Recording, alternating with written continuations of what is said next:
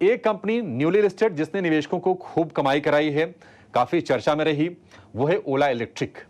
लेकिन ओला इलेक्ट्रिक को लेकर शिकायतें भी बहुत आ रही हैं कि बाइक तो हम खरीद लेते हैं, लेकिन उसके बाद आफ्टर सेल जो सर्विस है उसको लेकर कुछ कुछ शिकायतें हैं। और अगर हम आंकड़ों की बात करें तो रिपोर्ट्स ऐसी हैं कि एक महीने में जो कस्टमर कंप्लेंट्स हैं वो 80,000 पहुंच गई हैं। तो कंपनी का इस पर व्यू क्या है, क्यों ऐसा हो रहा है, शिकायतों का निपटारा करने के लिए कंपनी की तरफ से क्या प्रयास किए जा रहे हैं, इस पर बातचीत करते हैं। हमारे साथ जुड़ गए हैं ओला इलेक्ट्रिक के सीएफओ हरीश अभिचंदानी। हरीश जी, बहुत शुक्रिया, स्वागत है आपका टी स्वदेश पर। ये जो शिकायतें आ रही हैं उसमें कितना दम है, जरा इसको लेकर आप जरा अपना व्यू पॉइंट रखिए, अपने पॉइंट्स रखिए, फिर आगे बातचीत करते हैं। सर शुक्रिया अभिषेक, मुझे ये शो पे लाने के लिए। देखिए, जो शिकायतों का जो नंबर्स आप देख रहे हैं वो काफी ऐसे एम्पलीफाइड हैं, जो असलियत है वो थोड़ी अलग है। लेकिन हम ये सर्विस पे हमारा पूरा फोकस है, हम कस्टमर फर्स्ट अप्रोच रखते हैं हमारे सर्विस इकोसिस्टम में, और उसके लिए हम उस पर कंटिन्यूड इन्वेस्टमेंट कर रहे हैं। आज भी आपने देखा होगा हमारी जो आज रिलीज हुई है उसके हिसाब से हम करीबन और 625 और नेटवर्क पार्टनर्स ऐड कर चुके हैं और कर रहे हैं, और 1000 तक लेके जाएंगे।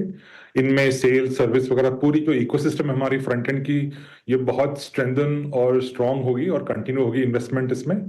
तो ये जो मैटर है ये हमारे बिल्कुल करीब है, हम इसको पूरी तरीके से इसको टैकल करना है।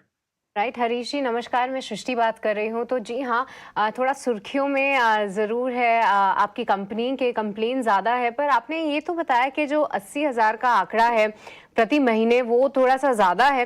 पर आपसे समझना चाहेंगे अगर आप हमें कोई इंडिकेशन दे पाएं कि कहाँ पे है ये नंबर फिलहाल, और साथ ही ये भी समझा पाएं कि इतनी कंप्लेंट्स आ क्यों रही हैं। या तो बैच वाइज कोई तकनीकी गड़बड़ी है उसके चलते कोई दिक्कतें हैं, या फिर सर्विस स्टेशंस में स्टाफ की कमी है, क्या कुछ चिंताएं हैं उसको लेकर, और कंपनी क्या स्टेप्स उठा रही है हरीश जी उसको पूरा करने के लिए, ये भी बताइए। देखिए, कंपनी अपनी तरफ से हम ये बड़ी दिलोजान से लगे हुए हैं। इसमें करीबन आज 600 सर्विस सेंटर्स हमारे एक्टिव हैं, वो हम 1000 तक मैंने कहा जैसे लेके जाएंगे, और आगे भी उसमें इन्वेस्टमेंट होती रहेगी। हम पूरा रैंप अप कर रहे हैं, और ऐसे नहीं कि सर्विस की जो इश्यूज हैं ये कोई यूनिक है या कोई बैच की है, ऐसे इसमें कोई ये नहीं है कि कोई कंसर्न है।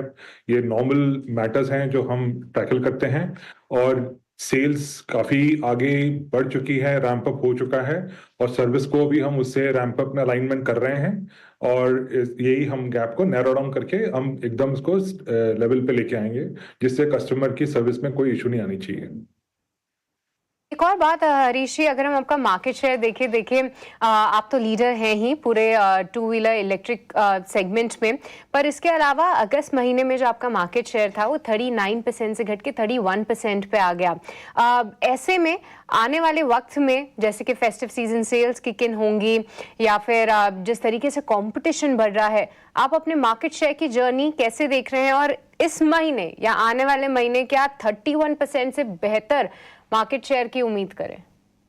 देखिए, मार्केट शेयर तो एक आउटकम है, जिससे मार्केट भी ग्रो हो रहा है। अगर कंपटीशन आ रहे हैं तो अच्छा है। ईवी की जो पूरी इकोसिस्टम एक्सपैंड हो रही है तो वो बहुत अच्छी बात है। हमारी तरफ से हमारी जो स्ट्रैटेजी है, हमारा जो लक्ष्य है वो बहुत क्लियर है। हम हमारे प्रोडक्ट्स आपने देखा, हमने मोटरसाइकिल्स भी अनाउंस किए हैं, तो उसकी भी रैंप अप हम करेंगे। स्कूटर्स में हम लीडर हैं, मोटरसाइकिल में अभी कोई है नहीं, उसमें हम डिसरप्ट करेंगे मार्केट। सो ये हमारा जो स्ट्रैटेजी, हमारी जो बिजनेस की जो डायरेक्शन है, उसमें बिल्कुल कोई बदलाव नहीं है। हम उस पर बहुत एग्जीक्यूशन फोकस में लगे हुए हैं। तो नजर रहेगी, पर हरीश के नंबर्स या किस तरीके से आप देख रहे हैं ऑर्डर बुक बिल्डअप होते हुए बाइक सेगमेंट में, उसके बारे में कोई आप नंबर शेयर करेंगे? नंबर्स तो मैं शेयर नहीं कर सकता, लेकिन जो एक्साइटमेंट हमारे टच पॉइंट से हम देख रहे हैं कस्टमर्स के लिए, क्योंकि आज तक हमारे देश में इलेक्ट्रिक बाइक की अवेलेबिलिटी है ही नहीं। कुछ छोटे प्लेयर्स हैं वगैरह, बहुत नीश मार्केट है उनके प्लेयर्स के, बट हमारे जो अनाउंसमेंट्स आपने देखे हैं वो एकदम रेवोल्यूशनरी प्रोडक्ट्स हैं। प्राइस पॉइंट्स आपने देखे हैं, हमने ऑलरेडी अनाउंस कर चुके हैं अगस्त 15 की हमारी अनाउंसमेंट में। तो ये बहुत ही हमारे लिए और पूरे टू व्हीलर इकोसिस्टम के लिए ये काफी सिग्निफिकेंट माइलस्टोन है कि आज जो 3 साल पहले हमने स्कूटर में जो जर्नी शुरू की थी, आज हम बाइक में वही कर रहे हैं, और ये बड़ा नया इकोसिस्टम उसमें क्रिएट हो जाएगा। ठीक है, सर बहुत शुक्रिया हरीश जी आज समय देने के लिए और अपने पॉइंट्स रखने के लिए और ये बताने के लिए कि जो नए लॉन्च हैं कैसे रिस्पॉन्स है। और एक ज़रा व्यू लेते हैं विवेक जी, ओला इलेक्ट्रिक, मान लीजिए किसी को अगर बाय करना हो शेयर ये, क्योंकि ये तूफानी रफ्तार हमने शेयर में देखी, फिर उसी रफ्तार से नीचे भी आया है, एंट्री पॉइंट सही है या फिर आपको लगता है कि नहीं थोड़ा सा और कूल हो जाए तो बेहतर है?